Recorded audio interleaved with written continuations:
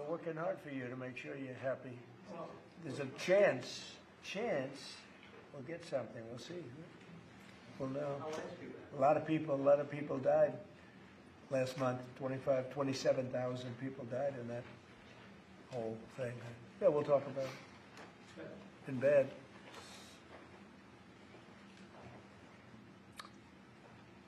Well, thank you very much. We have a big signing right now, and we have a tremendous industry where we're leading by a lot. It's the AI, artificial intelligence. I always thought it should be SI, supreme intelligence, but I guess somewhere along the line they decided on the word artificial, and that's okay with me. That's up to them. It's a massive industry. We're leading China. We're leading everybody by a tremendous amount. The electricity is being built by them in every plant. They're building the electricity. We're getting them rapid approvals. But they're spending trillions of dollars, and they can't, basically this has a couple of other things that are less important, but one of the things that it has is you have to have a central source of approval. When they need approvals on things, they have to come to one source. They can't go to California, New York, and various other places like Illinois with Pritzker, who's, a totally unreasonable person. And they have to have, they're putting all this money in. It's a big part of the economy. And there's only going to be, I think, one winner here. I don't know if anybody agrees with that. I think most people agree. But there's only going to be one winner here, and that's probably going to be the U.S. or China. And right now we're winning by a lot. China has a central source of approval. I don't think they have any approval. They just go and build. But people want to be in the United States, and they want to do it here. And we have the big investment coming. But if they had to get 50 different approvals from 50 different states, you could forget it, because it's not possible to do, especially if you have some hostile. All you need is one hostile actor, and you wouldn't be able to do it. So it doesn't make sense. I didn't have to be briefed on this, by the way. This is real easy business. I mean, this is simple. We're taking in trillions of dollars. We're taking in tremendous amounts of countries, jobs, everything's coming in. Now, just to get off AI for a second, auto plants are being built at levels that we've just about never seen before. Our auto industry was decimated. 56% of our auto industry left our country over the years. It was at one point 100%, and then it got shriveled down, and really we lost a lot. And now, because of tariffs, which have been so incredible, we've taken in hundreds of billions of dollars, and we're bringing back our factories. We're bringing back everything. We've never been in a position like this. Our stock market today was, well, I saw it a few hours ago, but a few hours ago it was way up, and we hit a new high. For the 52nd time in 10 months, we have an all-time high stock market, and it's all reasons. A big reason was the election November 5th, and another big reason, and maybe the biggest reason, but maybe not, because without the election this wouldn't have been done, because people don't know how to do it. The second reason is the tariffs. We're charging countries that were really hurting us badly, were really decimating us. Hence, we have $38 trillion in debt, which will start paying off pretty soon with the tariff money coming in. But countries that were really decimating us use tariffs against us. Now we're using tariffs. All we want is fair. All we want is national security. It's given us great national security. I settled 8 wars, and numerous of them was because of trade and because of tariffs. So we're very happy with that. But this is about something a little bit different. We want to have one central source of approval, and we have, I think, great Republican support. I think we probably have Democrat support too, because it's common sense. When you can't go to, every time you make a change, and it could be a very reasonable change, you still won't get it approved if you have to go to 50 states. So this centralizes it, and it's something which the people behind me, the very distinguished people, but Tim Cook just left of Apple and spoke to all of the big companies, great companies, and they won't be able to do this. This will not be successful unless they have one source of approval, or disapproval, frankly. You could have disapproval too, but it's got to be one source. They can't go to 50 different sources. So I just want to thank everybody for being here. And Will, what would you like to add to that? Sure. Mr. President, as you said, in keeping with your commitment to grow the American economy, create potentially millions of new American jobs, and maintain America's technological and military superiority in the years ahead, this is an executive order that orders aspects of your administration to take decisive action to ensure that AI can operate within a single national framework in this country, as opposed to being subject to state-level regulation that could potentially cripple the industry.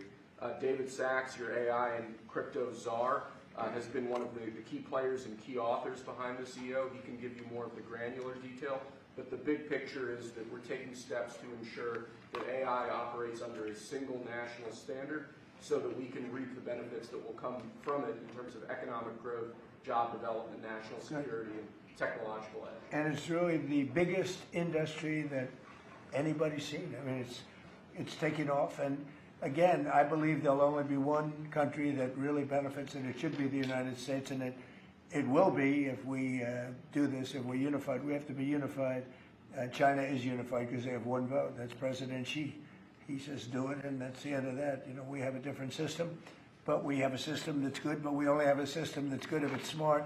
David Sachs, can you say a few words, please? Yes, sir. So, as you pointed out, we have over 1,000 bills going through state legislatures right now to regulate AI. Over 100 of them have already passed. 25% of them are in California, New York, and Illinois. You've got 50 states running in 50 different directions. It just doesn't make sense. We're creating a confusing patchwork of regulation. And what we need is a single federal standard. And that's what the CEO says, sir, is it basically states that the policy of your administration is to create that federal framework. We're going to work with Congress, like the chairman here of the Commerce Committee, Senator Cruz, and other members of Congress to define that framework. In the meantime, this EO gives your administration tools to push back on the most onerous and excessive state regulations. We're not going to push back on all of them. For example, kid safety, we're going to protect. We're not pushing back on that, but we're going to push back on the most onerous examples of state regulation, sir. So I spoke with other Republican senators, and we have great approval. I think I spoke to anybody that even had any question and seemed to have gotten approval. Ted Cruz has been a very strong advocate of common. This is common sense. I mean, I think it's nothing more than common sense. Please, Ted. Listen, this is the single most important economic question in the country and in the world. Who wins the race for AI? You look back to the 1990s, there was a similar inflection point with the beginning of the internet, the dawn of the internet, and Bill Clinton was president at the time. He signed an executive order, just like you're doing, that put into law a light touch regulatory approach to the internet. And the result was incredible economic growth and jobs in the United States. At the same time, the European Union took a very heavy-handed regulatory approach. Here's an amazing statistic, Mr. President. In 1993, the U.S. economies and Europe's economy were virtually identical in size. Today, America's economy is more than 50% larger than Europe's, and the two drivers of that are tech and the shale revolution. It transformed this country, and AI is the same thing. It's a race, and if China wins the race, whoever wins, the values of that country will affect all of AI. We don't want China's values of surveillance and centralized control by the communist government governing AI. We want American values of free speech, of individual liberty, of respecting the individual. So this executive order, I believe, is tremendously important. Thank you for your leadership. Well, thank you very much. And Scott, please. Yes, sir. This is pass-fail. As you said, this is the biggest technological innovation in our country's history. We've seen the canals, we've seen the railroads, we've seen the utilities, we've seen the build out of the internet and the fiber, and now it's AI, and it is pass-fail versus China. We have the lead, we've got to maintain it, and it is also going to be the single biggest source of economic growth, but everything else we do. With our defense, there's no use in having a golden dome if China's AI can get around it. There's no use in spending all this money on defense. And the U.S. will remain the leader in this under President Trump's leadership. He has accelerated the growth. We're actually going to move ahead further. We are seeing building everywhere, construction jobs. There are going to be jobs at the AI data centers. And most importantly, President Trump had the incredible idea to allow the companies to create their own power. And we are going to see soon that communities near AI facilities will have the same or lower electric costs than other communities, which is a great innovation. So this is an important document today. Do you have any questions? On this subject, President Trump, are you more worried about the U.S. winning the race for AI dominance with China or about AI's potential threat to humanity? Both. We're looking at that very strongly. We have a lot of threats in the opposite way if we don't do it. You know, you look at the medical and medical research. Already the things that have come out of AI in terms of medical and cancer research and things, we're way ahead of what we ever thought we'd be, just from the infancy of AI. So really both, and we want to be very careful with it. We also know that a big part of our economy, it could be 50, 60% of our economy going forward, for a period of time at least, especially during the startup, is AI and AI-based. We have trillions of dollars of construction going on, and that construction would stop, or it would certainly be, a lot of it would be halted. So, look, we're leading China. We're leading China by a lot. China knows that, and not doing this would be the greatest gift to China and other countries, but China in particular, that China has ever received. And with Venezuela, now that we've seized this tanker, is the campaign against Venezuela still just about drugs, or is it now also about oil? Well, it's about a lot of things, but one of the things it's about is the fact that they've allowed millions of people to come into our country from their prisons, from gangs, from drug dealers, and from mental institutions, probably proportionately more than anybody else. They came in from many countries. We're getting them out. We had 11,888 murderers come into our country.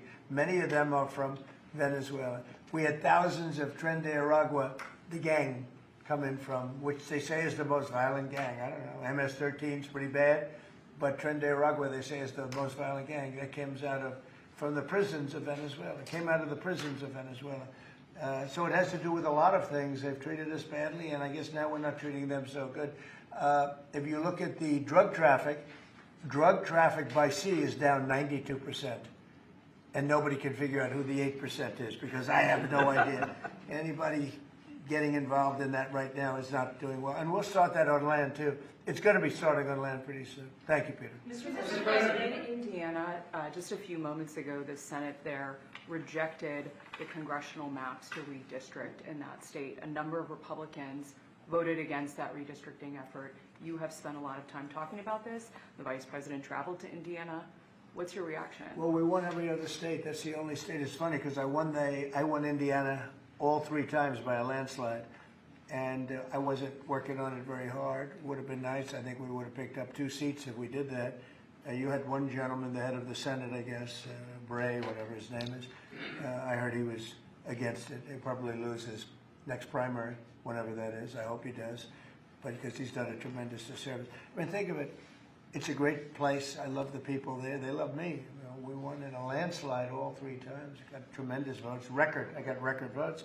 And then there's no reason for doing that. And the Democrats do it to us, so I can't imagine that they do it. But I wasn't very much involved. But there's a man named Bray, as I guess, head of the Senate. Was that Bray? Is that the name? Bray? I mean, I'm sure that whenever his primary is, it's, I think, in 2 years, but I'm sure he'll go down. He'll go down. I'll certainly support anybody that wants to go against him. I'm going to ask you briefly Sure. on AI and a question on Ukraine. On the AI side, the flip side of what you've done today is what kind of agreements you can get with China, particularly on the national security threats posed by AI. During the Biden administration, there was a vague agreement on not using AI in the nuclear weapons complex. Tell us what you envision and what conversations you've had, if any, with President Xi on that topic. Well, relative to AI? Yes. I speak to him a lot about it. I speak to him a lot, actually. I have a very good relationship with him, as you know. If you had another president, you would have had a big rare earth problem, and it turned out not to be a problem. They're purchasing tremendous amounts of the soybeans and our agricultural products now. We're getting along with it very well. No, we talk about AI quite a bit. We talk about everything quite a bit. Well, do you have specific No, one of the things you're trying to put together with one of the things I talk to China about is the denuclearization of weapons. We'd like to see if we could stop that. I'm talking about nuclear weapons. I've spoken to China about that. I've spoken to Russia about that. And I think it would be something that we would want to do, and they would like to do, and I think Russia would like to do. They've said they won't join you to start or a follow-on. Well, that's what they've told you, but you know, what they tell you is different than what they tell us. And I'm just trying, Mr. President, just briefly, you made a commitment to the Europeans back in July, if I remember right, to participate in some kind of a peacekeeping force, should there be a peace agreement. You mentioned, I think, air support, intelligence, and so forth. Does that commitment still stand? Is the U.S. ready to go contribute to It's this? called the security agreement, Yeah. basically, that they Yeah. call it, the Which security sounds like agreement. one Yeah, of we the- would help. We would help with security because it's, I think, a necessary factor in getting it done. I thought that we were very close with Russia to having a deal. I thought we were very close with Ukraine to having a deal. In fact, other than President Zelensky, his people loved the concept of the deal. You know, we threw something out. This is the four-part deal that you... Well, there's 4 or 5 different parts. It's, you know, a little bit complicated because you're cutting up land in a certain way. It's not the easiest thing. It's sort of like a complex real estate deal times 1,000, right? But it's a deal that would have stopped the killing of thousands of lives every month. Thousands and thousands of lives, mostly soldiers, but as you know, there's some bombs Are you being headed dropped. to sort of a Korea-like ceasefire that we don't resolve? Well, there's a meeting on Saturday. We'll see whether or not we attend the meeting. We said we'll attend the meeting if we think there's a good chance of. They want me to attend. They want us to attend, and we'll be attending the meeting on Saturday in Europe if we think there's a good chance. And we don't want to waste a lot of time. We think it's negative. We want it to get settled. We want to save a lot of lives. As you know, in the past we spent. Could be $350 billion, giving it to Ukraine. You know, we got nothing in return, but we gave it to Ukraine. I ended up getting rare earth in return, even though I didn't spend money. And we are now selling weapons to NATO. We're not selling it to Ukraine. We're selling weapons at full price to NATO, as you know. They distribute those weapons probably to Ukraine for the most part. They're probably doing it to others also, but we're not involved in the war other than the fact that we are involved in a negotiation because people want us there. Ukraine wants us involved very much. Europe wants us involved. I have a great relationship with the countries of Europe. As you know, I took GDP, I took what they're spending as a percentage of GDP, but it was at 2 and they weren't paying, and now it's at 5, and everybody's amazed. But that 5% is, a lot of it's coming back to the United States. With that being said, I'd like to see the killing stop. 25,000 people died last month, soldiers, mostly soldiers, but some people also where bombs were dropped. But for the most part, 25,000 soldiers died last month. I would love to see it stop, and we're working very hard. It doesn't really affect the United States unless it got out of control. You know, a thing like that, as you probably know, because you are a professional, a real professional, which is something I don't say about a lot of other people, but you are a great professional. Things like this end up in third world wars. And I told that the other day. I said, you know, everybody keeps playing games like this. You'll end up in a third world war, and we don't want to see that happen. Mr. President, can you confirm that you have appointed a general to lead the stabilization forces in Gaza? What will be his mission, and how soon do you want to see? Well, we're working very strongly on Gaza. Yeah, we're working very much on Gaza. We actually do have a real peace in the Middle East. We have 59 countries supporting it, which is, you know, never happened before. We have countries that want to come in and take care of Hamas, as an example. We have countries that want to come in and take care of Hezbollah in Lebanon, as an example. And I say, right now, you don't have to do that. You may have to do that, but we have countries that are volunteering to come in and literally take care of the whole thing. We have a great peace in the Middle East. It's never happened before. And I think it's very strong, actually. And with Prime Minister Netanyahu, you're supposed to meet him in the month. What's on that? Well, we get along with him very well. He's been a wartime prime minister, certainly. We did a big thing when we went in with this very plane right here, this beautiful plane. We went in with those B-2s, and now I can use the word because it's been confirmed by the Atomic Energy Commission, we obliterated their nuclear capability, their potential. and their nuclear capability would have been there in about 2 months. I think it looked like it was, some people say 2 weeks. I don't know if it's 2 weeks, but a very short period of time. They were very close to having massive nuclear weapons. And these guys went in and they did a job. And that made peace possible because everybody was afraid of Iran, and now they're not afraid of Iran anymore. And Iran would like to make a deal with us. Your own national security strategy does not say obliterate, sir. It I says said- set them back. Your intro does. Well, the Atomic Energy Commission said obliterated, and the people that have seen the site said obliterated, and frankly, Iran said it was obliterated.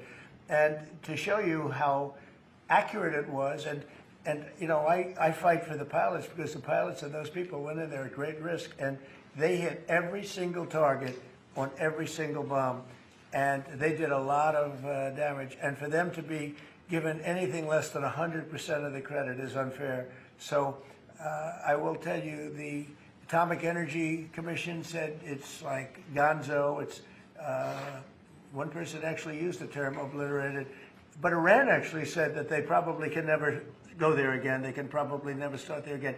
If they ever started, they'd probably choose a new site. But regardless, we took out the Iran nuclear site with great talent. No other country could have done that. No other country has weapons like we do, but no other country could have done that. We have the best weapons in the world. We have the best military in the world. And when we took out Iran, that allowed for peace. There's no way that, and I really have great respect for the King of Saudi Arabia, for the Emir. I'm friend with UAE. These are great people. These are actually great people and great leaders. There's no way they could have done a deal if Iran was not really nullified to a large extent. Iran is not the same country. Iran was a country that was feared by everybody. Now it's a country that's been very much downgraded. I'm sure they'll try and come back, and they're very capable people. Maybe they will, maybe they won't. They are But reconstituting their missile program quite quickly. well, you know, they can try, but it's going to take them a long time to come back. But if they do want to come back, and they want to come back without a deal, then we're going to obliterate that one too. You know, we can knock out their missiles very quickly. We have great power, and we helped Israel a lot. We were shooting down the drones. We were doing a lot of things for Israel. We did a good job for Israel, but Israel did a good job. They fought, and they all fought bravely. Look, that's a war. That's a vicious war. They're all vicious wars. When you write, hey, you covered a lot of wars, they're all vicious. We never saw a nice one, right? They're all vicious. But that was a big fight. But the big thing was the knockout of the possible nuclear capability. And it was a complete knockout of nuclear capability. That doesn't mean that over the next 2 years or 3 years they're not going to come back or not going to try. I think they got hit so hard, they may talk about trying, but I don't think they want to try. And I can tell you that they would love to be able to make a deal with me. They would love to be able to make a deal with me.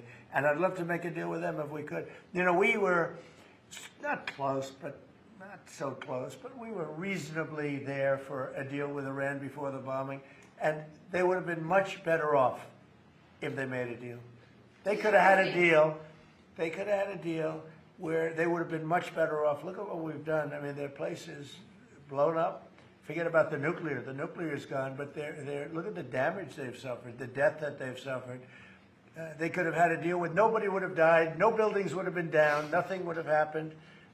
We would have blown up their nuclear. That would have been it. They could have had a great deal, but they missed that opportunity. But they would like to make a deal right now. Iran would like to make a deal with me. Mr. President. Yes, please. Yeah, thank you, Mr. President. Do you think the Senate should confirm your nominee for Religious Freedom Ambassador, Mark Walker, in time for Christmas, as you know, a Christmas gift to Christians around the world? Well, I don't know. I mean, I've heard good things about Mark. Why is something come up that I don't know about? Well, he was nominated in April, and he still hasn't received even a. Well, I'd like to see him. I mean, I'm hearing very good things about him. So I thought by asking that question, you know, something new came up. You know, there's breaking news about Mark Walker. No, yeah, I'd like to see him. I've always found him to be a high-quality person, frankly. Yeah, I'd like to see that happen. I will say John Thune, though, has done a good job. He's approved. He's gotten hundreds of people approved. You know, we have a roadblock with the Democrats. They're just obstructionists, that's all. That's all they're good at is obstructing. They're not good at creating. They're only good at obstructing and wanting open borders and men and women's sports and transgender, all things that transgender for everybody, all things that people don't want. And they're obstructionists, you know, they're doing that with healthcare. We have a great healthcare proposal where we pay all of the hundreds of billions of dollars that the insurance companies have been making. You know, their stock is up 1,700%. And by the way, the stock market today hit another high. 52 times we hit a high in a 10-month period. That's during my second presidency. And it's been amazing. Nobody's seen anything like it. You know, we had the greatest economy in history in my first term. I think we're blowing it away right now. I think we're blowing it away. And again, prices were the highest they ever were. Inflation was the highest in 48 years, or I think ever. They say 48 years. The press says 48 years. I'll accept that, but I think it was the highest inflation we've ever had under the past administration. We had the highest prices. We have high inflation, you have high prices. Prices are coming way down. Energy's coming way down. Gasoline is hitting now $1.99 in a couple of states, and it's way down. Gasoline is way down. And when gasoline and energy comes down, everything follows. But prices are coming down, and we have an unbelievable economy. 401ks are setting a record. 401ks that's owned by a lot of people because they're based on the stock market.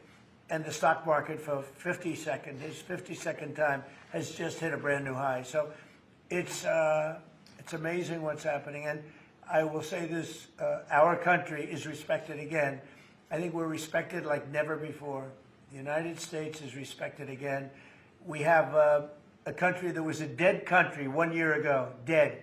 And now it's the hottest country anywhere in the world. Thank you very much, everybody. Thank you. Thank you, press. Nice Thank to- you. You Thank can call. guys. Thank you, press. Let's go. Let's go. Let me know. Thank you, press. Let's go. You can Thank call you, me. press. Yeah. Thank you, Yeah. press. Thank you, guys. Thank you. Thank you, press. Thank you, Peter. Moving, guys. Thank you, guys. Oh, yeah, we got to sign. Let's get a picture. Come on. Oh, let's sign it. Let's get a good picture. Pulitzer Prize. This is going to be a Pulitzer Prize picture. Let's give him the Pulitzer Prize. He's in that. Do you like this guy? Oh, yeah, I absolutely. do. Everybody likes Albert, right? Yeah.